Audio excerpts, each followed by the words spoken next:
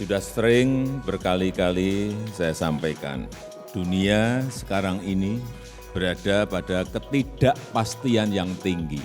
Semua negara berada pada posisi sulit, kesulitan, dan juga ekonomi yang sulit diprediksi, sulit dikalkulasi. Arahnya seperti apa, pemulihannya akan seperti apa. Satu masalah muncul, belum selesai, muncul masalah yang lain. Dan efek domino ini semua menyampaikan sulit dihitung.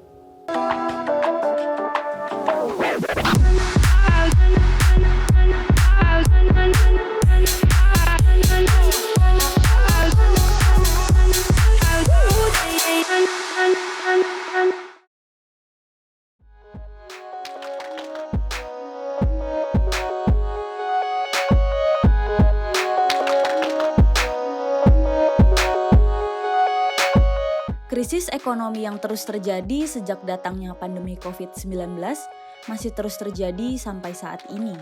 Melemahnya kondisi perekonomian di berbagai negara, perang yang terjadi di Ukraina, harga minyak dunia yang meningkat tajam, terjadinya inflasi pada sektor pangan akibat krisis pangan, dan beberapa bank sentral di dunia yang mulai menaikkan suku bunga ditengarai dapat berdampak pada resesi yang diperkirakan terjadi pada 2023.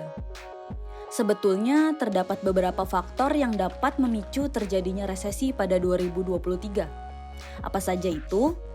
Resesi dapat terjadi apabila perlambatan ekonomi membuat sektor real menahan kapasitas produksinya sehingga pemutusan hubungan kerja atau PHK akan sering terjadi, bahkan beberapa perusahaan mungkin tutup dan tidak lagi beroperasi. Selain itu, kinerja instrumen investasi akan menurun sehingga investor cenderung menempatkan dana pada bentuk investasi yang aman. Hal ini tentunya akan berdampak pada ekonomi yang semakin sulit dan pasti berdampak pada pelemahan daya beli masyarakat karena mereka akan lebih selektif menggunakan uang dengan fokus memenuhi kebutuhan primer terlebih dahulu. Menurut data OECD, ekonomi dunia diprediksi tumbuh 3% pada 2022 dan 2,2% pada 2023, sedangkan ekonomi negara G20 diprediksi tumbuh 2,8% pada 2022 dan 2,2% pada 2023. OECD juga mengeluarkan prediksi pertumbuhan ekonomi pada 2023. Diperkirakan India akan mengalami pertumbuhan ekonomi sebesar 5,7%, Tiongkok 4,7%, Turki 3%, Indonesia 4,8%, Korea Selatan 2,2%, Prancis 0,6%, Amerika Serikat 0,5%, Inggris 0%, Jerman minus 0,7%, dan Rusia minus 4,5%. Selain itu, OECD mengeluarkan data terkait prediksi inflasi yang terjadi pada 2023. Keseluruhan negara G20 diperkirakan mengalami inflasi rata-rata pada 6,6%, Eropa 6,2%, Tiongkok 3,1%, Amerika Serikat 3,4%, dan Indonesia 3,9%. Ancaman resesi ini memang terdengar mengerikan apabila benar terjadi. Namun, tahukah Anda bahwa kita telah beberapa kali berhasil melewati resesi dan menjalani kehidupan seperti saat ini?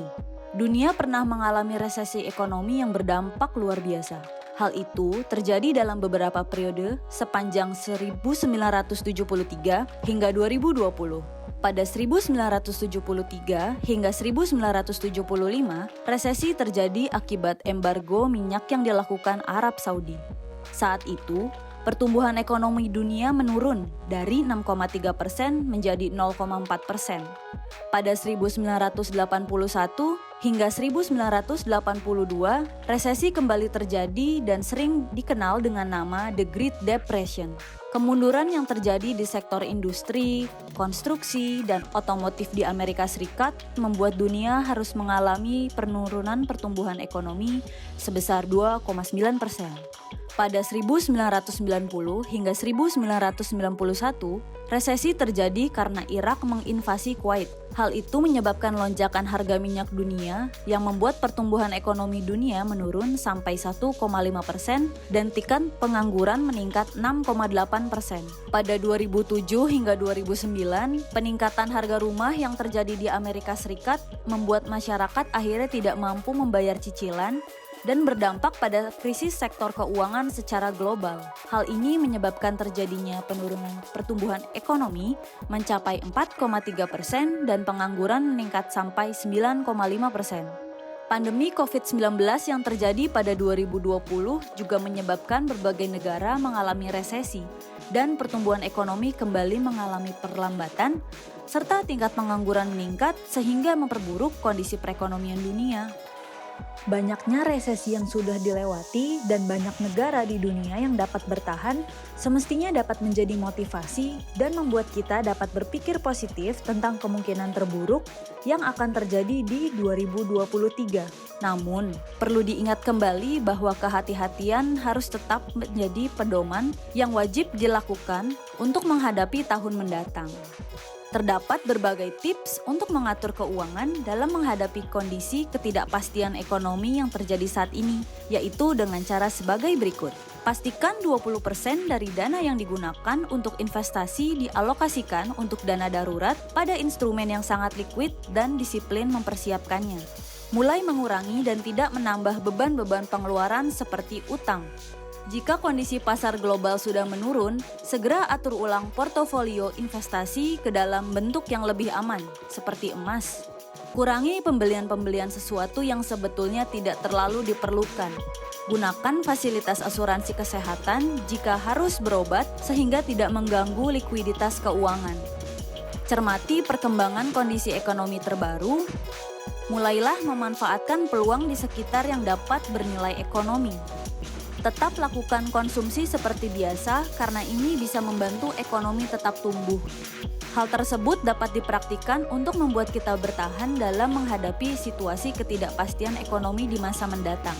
Selain itu, pikiran yang selalu positif dan tidak mengkhawatirkan hal-hal yang belum tentu terjadi juga harus dilakukan agar kesehatan mental kita dapat terjaga dalam menghadapi kondisi terburuk sekalipun.